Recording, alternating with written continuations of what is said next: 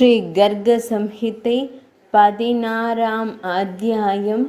பண்டீரவனத்தில் நந்த மகாராஜரால் ஸ்ரீ ராதையின் புகழ்ச்சி. பிரம்மதேவரால் நிகழ்த்தப்பெற்ற ஸ்ரீ ராதா மற்றும் ஸ்ரீ கிருஷ்ணரின் திருமணம். பிரம்மதேவரால் கிருஷ்ணரின் புகழ்ச்சி மற்றும் புதுமண தம்பதிகளின் இனிமையான செயல்கள். நாரத மாமுனிவர் கூறினார், அரசர் பகுலாஸ்வரே, ஒரு நாள் நந்தர் மகனை கைகளில் ஏந்தி அவனை பற்றி கொண்டு பசுக்களை மேய்த்து கிரகத்திலிருந்து வெகு தொலைவில் கடந்து சென்றார். இல்லத்திலிருந்து கடந்து சென்று விட்டார். மெதுவாக காளிந்தி நதிக்கரை பாயும் குளிர்ந்த காற்றின் கீழ் நடுங்கிக் கொண்டிருந்த பன்னீர் காட்டை அடைந்தார். சிறிது நேரத்திலேயே பகவான் ஸ்ரீ கிருஷ்ணரின் விருப்பத்தால் காற்று மிகவும் பலமாக மாறியது. வானம் மேகங்களால் மூடப்பட்டிருந்தது. தமாலம் மற்றும் கடம்ப மரங்களின் இலைகள் முறிந்து விழுந்து பறந்து பெரும் பயத்தை ஏற்படுத்தியது. அந்த நேரத்தில் பெரும் இருள் சூழ்ந்தது. நந்தனின் மைந்தன் அழத் தொடங்கினார். பகவான் ஸ்ரீ கிருஷ்ணர் குழந்தையானவர் அழத் தொடங்கினார். அவர் தந்தையின் மடியில் பயந்து தோன்றினார். நந்த மகாராஜரும் பயந்து போனார். குழந்தையை மடியில் ஏந்தி பகவான் ஸ்ரீஹரியிடம் அடைக்கலம் புகுந்தார். அந்த நேரத்தில் கோடிக்கணக்கான சூரியர்களின் கொத்து போன்ற ஒரு தெய்வீக ஒளி அனைத்து திசைகளிலும் பரவியது. அவள் படிப்படியாக நெருங்கி வருவது போல் தோன்றியது. அந்த ஒளி திரளுக்குள் 9 நந்தர்களின் அரசர் ரிஷபானு நந்தினியான ஸ்ரீ ராதையை கண்டார். அவர்கள் கோடிக்கணக்கான சந்திரன்களின் பிரகாசத்தை அணிந்திருந்தனர். அவரது கரங்கள் மற்றும் பாதங்கள் அசல் நீல நிறத்தின் அழகான ஆடைகளால் அலங்கரிக்கப்பட்டிருந்தன. பாதங்களின் விளிம்பில் சங்கிலிகள் மெதுவாக சப்தத்துடன் கணுக்கால்களின் மிகவும் இனிமையான சப்தம் இருந்தது. அந்த ஒலியில் கண்ணாடி மற்றும் வளையல்களின் சத்தமும் இருந்தது. அவள் தனது இரத்தின கழுத்தணிகள், மோதிரங்கள் மற்றும் கரங்களில் உள்ள பல்வேறு திருவாபரணங்களின் பிரகாசத்தால் இன்னும் பிரகாசித்தாள். மூக்கு முத்து புல்லாக்கு மற்றும் நக்பேசரால் அழகாக அலங்கரிக்கப்பட்டிருந்தது. அவரது கழுத்தில் காந்தம், எல்லையில் சூடாமணி மற்றும் அவரது செவிகளில் செவியணிகள் அதாவது காதணிகள் மின்னின. தேவி ஸ்ரீ ராதையின் தெய்வீக மகிமையால் மிகுந்த மன வேதனை அடைந்த நந்த மகாராஜா உடனடியாக அவர் முன் தலை குனிந்து கரங்களை கோப்பி, ராதே, அவர்கள் புருஷோத்தமர் தானே, நீயே அவர்களுக்கு உயிர் கொடுப்பவள். இந்த இரகசியத்தை நான் கர்க முனிவரின் வாக்கிலிருந்து அறிவேன். ராதையே, உன் உயிர் கொடுப்பவரை உன் மடியில் எடுத்துக்கொள். மேகங்களின் இடி முழக்கத்திற்கு அவர்கள் பயம் கொள்கிறார்கள். அவர்கள் இங்குள்ள இயற்கையின் குணங்களை விளையாட்டுத்தனமாக ஏற்றுக்கொண்டார்கள். அதனால்தான் அவர் இவ்வாறு அஞ்சப்படுகிறார் என்று கூறப்படுகிறது. தேவி, என் வாழ்த்துக்களால் நான் தம்மை வரவேற்கிறேன். இந்த பூமியில் தாம் என்னை போதுமான அளவு பாதுகாக்கிறாய். உன் அருளால் எனக்கு காட்சியளித்தாய். உண்மையில் நீ எல்லா மக்களுக்கும் அரிதானவள். ஸ்ரீ ராதை நந்த மகாராஜரிடம் கூறினாள், நீங்கள் கூறுவது சரிதான். என்னை காண்பது அரிது. உங்கள் பக்தியால் மகிழ்ந்து இன்று நான் தங்களுக்கு காட்சியளித்தேன் என்றார். நந்த மகாராஜா கூறினார், தேவி, உனக்கு என்மேல் உண்மையிலேயே நம்பிக்கை இருந்தால், நீங்கள் மகிழ்ச்சி அடைந்தால், உங்கள் இருவரின் தாமரை பாதங்களில் எனது உறுதியான பக்தி நிலைத்திருக்கட்டும். மேலும் உங்கள் பக்தியுள்ள துறவிகளின் துணையை நான் எப்போதும் அனுபவிக்கட்டும். அந்த துறவிகள் மற்றும் பெரிய மனிதர்களின் பாதங்களில் எனது அன்பு எல்லா யுகங்களிலும் நிலைத்திருக்கட்டும். நாரத மாமுனிவர் கூறுகிறார், அரசரே, பிறகு அவ்வளவுதான். இதை கூறி தேவி ராதை நந்தரின் மைந்தனை அவரிடமிருந்து தனது 2 கரங்களிலும் எடுத்துக்கொண்டார். பின்னர் நந்த மகாராஜா அவளை வணங்கி அங்கிருந்து வெளியேறிய போது தேவி ராதை பன்னீர் காட்டிற்கு சென்றார். முன்பு கோலோகத்திலிருந்து இந்த பூமியில் இறங்கிய பூமி தேவி அந்த நேரத்தில் தனது தெய்வீக வடிவத்தில் தோன்றினார். பத்மராகம் ரத்தினங்களால் பதிக்கப்பட்ட தங்க நிலம் கூறப்பட்ட தாமத்தை அலங்கரிப்பது போல அந்த தெய்வீக பாத்திரம் உடனடியாக இந்த தரை தளத்தில் உள்ள பிரஜ மண்டலத்திலும் அதன் முழு வடிவத்தில் தோன்றியது. கம்பீர தெய்வீக மரங்களுடன் இணைந்து பிருந்தாவனம் அதன் தெய்வீக வடிவத்தை எடுத்துக்கொண்டு அழகாக மாறத் தொடங்கியது. கலிந்த நந்தினி யமுனையும் தங்க அரண்மனைகள் மற்றும் அதன் கரைகளில் அழகான இரத்தின படிக்கட்டுகளால் ஆசீர்வதிக்கப்பட்டது. கோவர்த்தன மலை இரத்தின கற்களால் நிறைந்தது. அதன் தங்க சிகரங்கள் எல்லா பக்கங்களிலிருந்தும் பிரகாசிக்கத் தொடங்கின. அரசரே, மலை மன்னன் ஒரு உயரமான யானையைப் போல குடிபோதையில் தேனீக்கள் மற்றும் நீர்வீழ்ச்சிகளால் அலங்கரிக்கப்பட்ட குகைகளால் அலங்கரிக்கப்பட்டிருந்தான். அந்த நேரத்தில் பிருந்தாவன பூங்காவும் அதன் தெய்வீக வடிவத்தை வெளிப்படுத்தியது. சபை மண்டபம் மற்றும் தெய்வீக மண்டபம் அதை அலங்கரிக்கத் தொடங்கின. வசந்தத்தின் அனைத்து இனிமைகளும் அங்கு வெளிப்படுத்தப்பட்டன. தேனீக்கள், மயில்கள், புறாக்கள் மற்றும் காக்கைகளின் கீச்சொலி கேட்கத் தொடங்கியது. பூங்காவில் உள்ள தெய்வீக மண்டபங்களின் சிகரங்கள் தங்கம் மற்றும் இரத்தினங்களால் செதுக்கப்பட்ட கலசங்களால் அலங்கரிக்கப்பட்டன. சுற்றி பறக்கும் கொடிகள் அவற்றை அலங்கரித்தன. அழகான தங்க தாமரைகள் பூத்து கொண்டிருந்த ஒரு அழகான ஏரி தோன்றியது. அந்த தாமரைகள் மீது அமர்ந்திருக்கும் தேனீக்கள் தங்கள் இனிமையான அமிர்தத்தை அருந்தின. தெய்வீக வாசஸ்தலத்தின் அழகு இறங்கியவுடன் ஸ்ரீ புருஷோத்தம கணேஷ்யரான பகவான் ஸ்ரீ கிருஷ்ணர் தனது இளமை பருவத்திற்கு ஏற்ப ஒரு தெய்வீக உடலை ஏற்று தேவி ராதையின் முன் நின்றார். அவரது கை கால்கள் மஞ்சள் நிற ஆடைகளால் அலங்கரிக்கப்பட்டன. கௌஸ்துப ரத்தினத்தால் அலங்கரிக்கப்பட்டு கையில் புல்லாங்குழல் ஏந்தியபடி நந்தநந்தன் மக்களை காமதேவரை வசீகரிக்க தொடங்கினார். அவர் புன்னகைத்து கொண்டே தனது மையல் நாயகியின் கரத்தை எடுத்துக்கொண்டு அவருடன் திருமண மண்டபத்திற்குள் நுழைந்தார். திருமண பொருட்கள் அனைத்தும் சேகரிக்கப்பட்டு அந்த மண்டபத்தில் வைக்கப்பட்டன. அனைத்து நல் பொருட்கள் மற்றும் நீர் நிரப்பப்பட்ட கலசங்கள் மண்டபத்தை அலங்கரித்தன. அங்கு ஒரு உயர்ந்த சிம்மாசனம் தோன்றியது. அதில் 2 மையல் தெய்வங்களும் ஒருவருக்கொருவர் அருகில் அமர்ந்து தங்கள் தெய்வீக அழகை பரப்பத் தொடங்கினர். அவர்கள் ஒருவருக்கொருவர் இனிமையாக பேசிக் கொண்டிருந்தனர். மேகங்கள் மற்றும் மின்னல் போல பிரகாசித்தனர். அதே நேரத்தில் கடவுள்களில் சிறந்தவர் படைப்பாளரான பிரம்மதேவர் வானத்திலிருந்து இறங்கினார். முழு முதற் கடவுளான பகவான் ஸ்ரீ கிருஷ்ணரின் முன் வந்து அவரது பாதங்களில் பணிந்து கரங்களை கூப்பி 4 முகங்களில் இருந்தும் அவரது அழகான துதிகளை அழகான குரலில் பாடத் தொடங்கினார். பிரம்மதேவர் கூறினார், இறைவா, தாமே அனைத்திற்கும் மூல காரணம். ஆனால் தமக்கு ஆரம்பமோ முடிவோ இல்லை. தாமே அனைத்து உயர்ந்த மனிதர்களிலும் சிறந்தவர். தாம் எப்போதும் தமது பக்தர்களிடம் பாசமுள்ளவர். பகவான் ஸ்ரீ கிருஷ்ணர் என்ற பெயரால் தாம் அறியப்படுகிறீர்கள். தாமே எண்ணற்ற பிரபஞ்சங்களின் பாதுகாவலர் மற்றும் நாயகர். தம்மிடம் நான் அடைக்கலம் புகுகிறேன். தேவி ராதையின் அன்பான பகவான் ஸ்ரீ கிருஷ்ண சந்திரரே, தாமே கோலோகத்தின் வசிப்பிடமாவீர். இறைவன் தமது லீலைகள் முடிவற்றவை.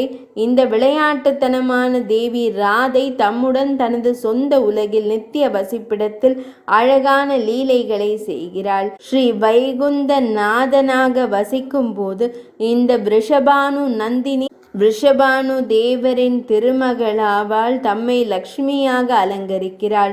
தாம் ஸ்ரீ ராமச்சந்திரனாக பூமியில் இறங்கிய போது அந்த ஜனகநந்தினி ஜனக மன்னரின் திருமகளான தேவி சீதை தம்மை வணங்குகிறாள். தாமே ஸ்ரீ மகாவிஷ்ணு.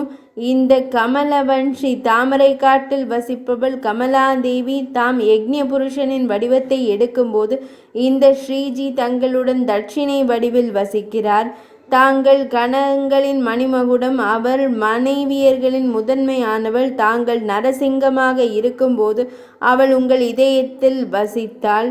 தாங்கள் நர நாராயணர் வடிவத்தில் தவம் செய்யும் பொழுது அவள் உங்களுடன் பரம சாந்தி வடிவத்தில் அமர்ந்திருந்தாள்.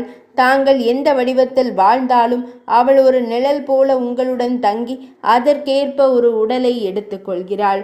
தாங்கள் பிரம்மதேவர். அவள் தஸ்தா பிரகிருதி.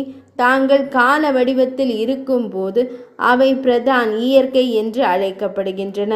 தாங்கள் உலகின் முளையான மகா தத்துவ வடிவத்தில் இருக்கும் போது பின்னர் இந்த ஸ்ரீ ராதைகள் சகுன மாயை வடிவத்தில் அமைந்துள்ளனர். நீங்கள் 4 உணர்வுகளுடன் மனம், புத்தி, மனம் மற்றும் அகங்காரம் ஆகியவற்றுடன் உள் சுயத்தின் வடிவத்தில் இருக்கும்போது இந்த ஸ்ரீ ராதை லட்சண விருத்தி வடிவத்தில் அமர்ந்திருக்கிறார். தாங்கள் விரத் வடிவத்தை விராட ரூபத்தை எடுக்கும் பொழுது இவை முழு பிரபஞ்சத்திலும் தாரணா என்று அழைக்கப்படுகின்றன. புருஷோத்தமரே, உங்கள் சொந்த கருப்பு மற்றும் வெள்ளை 2 மடங்கு பிரகாசம் எங்கும் அறியப்படுகிறது. தாங்கள் உயர்ந்த கடவுள், பிரபஞ்சத்தின் இறைவன். நான் உங்களிடம் அடைக்கலம் புகுகிறேன். இந்த இரட்டை வடிவத்தில் சிறந்த துதியை எப்போதும் உச்சரிப்பவர் அனைத்து வாசஸ்தலங்களிலும் சிறந்த கோலோகத்திற்கு செல்கிறார். மேலும் இந்த உலகில் கூட அவர் இயற்கையாகவே அழகு, செழிப்பு மற்றும் பரிபூரணங்களை அடைகிறார். நீங்கள் இருவரும் நித்தியமாக திருமணமானவர்களாகவும் ஒருவருக்கொருவர் அன்பால் நிறைந்தவர்களாகவும் இருந்தாலும், தாங்கள் ஆழ்நிலை அற்றவர்களாக இருந்தாலும் ஒருவருக்கு ஒருவர் ஏற்ப வடிவங்களை எடுத்து கொள்வதன் மூலம் உங்களை அனுபவிக்கிறீர்கள். இருப்பினும் உலக விவகாரங்களின் முழுமைக்காகவோ அல்லது உலக நலனுக்காகவோ உங்கள் இருவருக்கும் திருமண சடங்கை நான் செய்வேன். ஸ்ரீ நாரத மாமுனிவர் கூறுகிறார், அரசரே, இந்த முறையில் துதிக்கவும். அவ்வாறு செய்த பின் பிரம்மதேவர் எழுந்து குளத்தின் நெருப்பை மூட்டி நெருப்பு கடவுளின் முன் அமர்ந்து வேத முறைப்படி மையல் தெய்வங்கள் இருவரின் கைகுலுக்கும் சடங்கை நிறைவு செய்தார். இதையெல்லாம் செய்த பின்னர் பிரம்மதேவர் எழுந்து நின்று பகவான் ஸ்ரீஹரி மற்றும் தேவி ராதையை அக்னி தேவரின் 7 சுற்றுக்களை செய்ய செய்தார். பின்னர் அவர்கள் இருவரையும் வணங்கி வேத அறிஞர் விதாதா அவர்களுக்கு 7 மந்திரங்களை ஓதினார். பின்னர் தேவி ஸ்ரீ ராதையின் கரத்தை பகவான் ஸ்ரீ கிருஷ்ணரின் மார்பில் வைத்து, மேலும் பகவான் ஸ்ரீ கிருஷ்ணரின் திருக்கரத்தை தேவி ராதையின் முதுகில் வைத்து படைப்பாளர் அவளை மந்திரங்களை சப்தமாக ஓதச் செய்தார். தேவி ராதையின் கரங்களால் பகவான் ஸ்ரீ கிருஷ்ணரின் கழுத்தில் குங்குமப்பூ மாலை அணிவித்தார். அதில் தேனீக்கள் சத்தமிட்டன. அதேபோல் பகவான் ஸ்ரீ கிருஷ்ணரின் கரங்களால் ரிஷபானு நந்தினியான தேவி ராதையின் கழுத்தில் ஒரு மாலையை அணிவித்து வேதங்களை அறிந்த பிரம்மதேவர் அவர்கள் இருவரையும் அக்னி தேவருக்கு வணக்கம் செலுத்த செய்து புதுமையான தம்பதியினரை ஒரு அழகான சிம்மாசனத்தில் அமர வைத்தார். அவர்கள் 2 கரங்களையும் கூப்பி அமைதியாக அமர்ந்திருந்தனர். தாத்தாவான பிரம்மதேவர் அவர்கள் இருவரையும் 5 மந்திரங்களை கூறச் சொன்னார். ஒரு தந்தை தனது மகளை ஒரு பொருத்தமான மணமகனுக்கு மனம் முடித்து கொடுப்பது போல அவர் அவளை பகவான் ஸ்ரீ கிருஷ்ணரிடம் ஒப்படைத்தார். அரசரே, அந்த நேரத்தில் தேவர்கள் மலர் மழை பொழிந்தனர். தேவாங்க நாவுகள் வித்யாதரர்களுடன் நடனமாடினர். கந்தர்வர்கள், வித்யாதர்கள், சாரணர்கள் மற்றும் கிண்ணறர்கள் பகவான் ஸ்ரீ கிருஷ்ணருக்காக இனிமையான குரல்களில் நல்வாழ்வு பாடல்களை பாடினர். மிருதங்கம், வீணை, புல்லாங்குழல், சங்கம், துந்துபி மற்றும் பல வகை வாத்தியங்கள் ஒலிக்கத் தொடங்கின. வானத்தில் நின்ற சிறந்த கடவுள்கள் நல்வாழ்வு என்ற வார்த்தையை உரக்க உச்சரித்து மீண்டும் மீண்டும் ஆரவாரம் செய்தனர். அந்த சந்தர்ப்பத்தில் பகவான் ஸ்ரீஹரி படைப்பாளரிடம், பிரம்மதேவரே, தங்கள் விருப்பப்படி தானம் செய்யுங்கள். பின்னர் பகவான் ஸ்ரீஹரி அப்படியே என்று கூறி அவருக்கு விரும்பிய வரத்தை வழங்கினார். பின்னர் பிரம்மதேவர் தேவி ராதையின் நல்வாழ்வு தாமரை பாதங்களை 2 கரங்களாலும் தலையினாலும் மீண்டும் மீண்டும் வணங்கி தனது இருப்பிடத்திற்கு சென்றார்.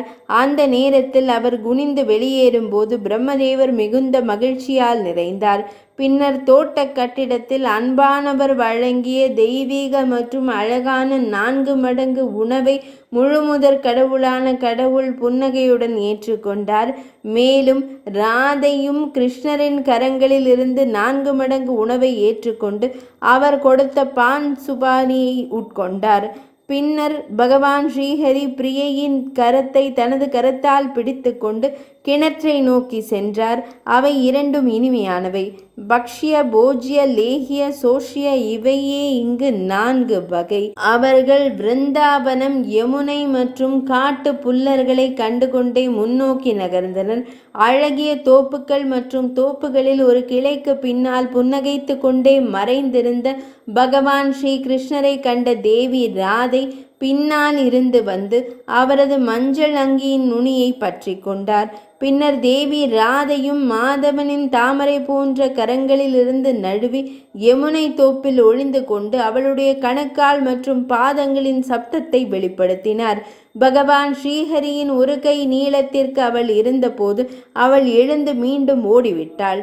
தமாலா மரம் தங்க கொடிகளாலும் மேகங்கள் சந்தனத்தாலும் அலங்கரிக்கப்பட்டிருப்பது போலவும் பெரிய நீலக்கல் மலை தங்கத்தொடு கல்லால் அலங்கரிக்கப்பட்டிருப்பது போலவும் நந்தனின் மைந்தன் பகவான் ஸ்ரீ கிருஷ்ணரும் அழகான தேவி ராதையால் அலங்கரிக்கப்பட்டிருந்தனர். தேவி ராதை ராசலீலையின் வெறிச்சோடிய பகுதியை அடைந்த பகவான் ஸ்ரீஹரி தேவி ராதையுடன் ராசலீலையின் பரவசத்தில் மூழ்கி ராசத்தின் பேரின்பத்தை அனுபவித்தார். பிருந்தாவனத்தில் இன்னொரு காமதேவனை போல் அவர் வலம் வந்து கொண்டிருந்தார். அதன் கொடிகள் வண்டுகள் மற்றும் மயில்களின் கீச்சொலியுடன் எதிரொலித்தன. கோவர்த்தன குகைகளில் உயர்ந்த பகவான் ஸ்ரீ கிருஷ்ணர் ஸ்ரீஹரி ராதையுடன் நடனமாடினார். அங்கு போதையில் வண்டுகள் முணுமுணுத்தன. ஏராளமான நீர்வீழ்ச்சிகளும் ஏரிகளும் அதன் அழகை மேம்படுத்தின. மேலும் கதிரியக்கத்தால் தவழும் கொடிகளும் செடிகளும் ஒளியை பரப்பின. அதன் பிறகு பகவான் ஸ்ரீகிருஷ்ணர் யமுனைக்குள் நுழைந்து ரிஷபானு நந்தினியான தேவி ராதையுடன் அலைந்தார். யமுனை நீரில் பூத்திருந்த லட்சம் இதழ்கள் கொண்ட தாமரையை ராதையின் கரத்திலிருந்து பறித்து கொண்டு ஓடினார் பகவான் ஸ்ரீகிருஷ்ணர். பின்னர் புன்னகைத்தபடி தேவி ராதையும் அவரை துரத்தி சென்று அவரது மஞ்சள் பட்டாடை புல்லாங்குழல் மற்றும் கதாயுதத்தை எடுத்து கொண்டார். பகவான் ஸ்ரீஹரி என் புல்லாங்குழலை எனக்கு கொடுப்பாய் என்றார். தேவி ராதை என் தாமரையை எனக்கு திருப்பி கொடு என்றார். பின்னர் பகவான் ஸ்ரீ கிருஷ்ணர் அவளுக்கு தாமரையை கொடுத்தார். பின்னர் தேவி ராதை மஞ்சள் பட்டாடை புல்லாங்குழல் மற்றும் கதாயுதத்தை பகவான் ஸ்ரீஹரியிடம் திருப்பி கொடுத்தார். இதற்கு பிறகு அவர்களின் அழகான பொழுதுபோக்குகள் மீண்டும் யமுனை கரையில் தொடங்கியது. பின்னர் பன்னீர் வனத்திற்கு சென்ற பிரஜகோப ரத்னஸ்ரீ நந்தனந்தனன் தேவியான ராதையை பிரியையான ராதையை தனது சொந்த கரங்களால் அலங்கரித்தார். அவள் முகத்தில் அவளுடைய 2 பாதங்களிலும் எழுத்துக்களை எழுதினார். அவள் அழகிய மஞ்சளை பூசி விழிகளில் மெல்லிய கோடு வரைந்து சிறந்த இரத்தினங்கள் மற்றும் மலர்களால் அவளை அலங்கரித்தாள். அதன் பிறகு தேவி ராதையும் பகவான் ஸ்ரீஹரியை அலங்காரங்களை அணிவிக்க செய்யவிருந்த போது அதே நேரத்தில் பகவான் ஸ்ரீ கிருஷ்ணர் தனது அழகிய மையல் வடிவத்தை கைவிட்டு ஒரு சிறுவனாக மாறினார். அவர்கள் தரையில் விழுந்து நந்தர் குடந்தையை ராதையின் கரங்களில் வைத்த வடிவத்தில் பயந்து அழத் தொடங்கினார். பகவான் ஸ்ரீஹரியை இந்த வடிவத்தில் கண்ட தேவி ஸ்ரீ ராதையும் உடனடியாக புலம்பத் தொடங்கி, ஹரே, ஏன் என் மீது மாயையை பரப்புகிறாய் என்று கேட்டாள். இவ்வாறு அவள் மன அழுத்தத்தில் அழுது கொண்டிருந்த போது திடீரென்று வானத்திலிருந்து ஒரு குரல் அவளிடம், ராதையே, இந்த நேரத்தில் சிந்திக்காதே, சிறிது நேரத்திற்கு பின்னர் உன் விருப்பம் நிறைவேறும். இதை கேட்ட தேவி ஸ்ரீ ராதை உடனடியாக பகவான் ஸ்ரீ கிருஷ்ணரை குழந்தை வடிவில் பிரஜராஜரின் மனைவியான அன்னை யசோதையின் இல்லத்திற்கு அழைத்து சென்றார். அவள் குழந்தையை அவர்களிடம் கொடுத்துவிட்டு, உங்கள் கணவர் வழியில் இந்த குழந்தையை எனக்கு கொடுத்தார் என்றாள். அந்த நேரத்தில் நந்தரின் மனைவி தேவி ராதையிடம், ரிஷபானு மகளான ராதையே, நீ பாக்கியவான். ஏனென்றால் வானம் மேகங்களால் மூடப்பட்டிருக்கும் இந்த நேரத்தில் காட்டில் பயந்து போன என் சிறிய லல்லாவை, சிறு குழந்தையை நீ முழுமையாக பாதுகாத்தாய்.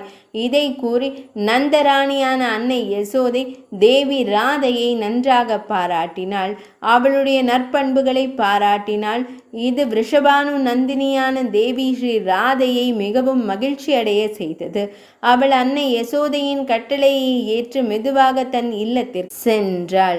அரசே, தேவி ஸ்ரீ ராதையின் திருமணத்தின் மிகவும் மங்களகரமான மற்றும் இரகசியமான கதை இங்கே விவரிக்கப்பட்டுள்ளது. அதனை கேட்பவர்கள், படிப்பவர்கள் அல்லது விவரிப்பவர்கள் ஒருபோதும் பாவத்தால் தொடப்பட மாட்டார்கள். இது ஸ்ரீ கர்க சம்ஹிதையின் 16ஆம் அத்தியாயமான கோலோக காண்டத்தின் கீழ் தேவரிஷியான ஸ்ரீ நாரத மாமுனிவருக்கும் அரசர் பகுலாஸ்வருக்கும் இடையிலான உரையாடல். ஸ்ரீ ராதையின் திருமணத்தின் விளக்கம். இனிதே நிறைவடைந்தது.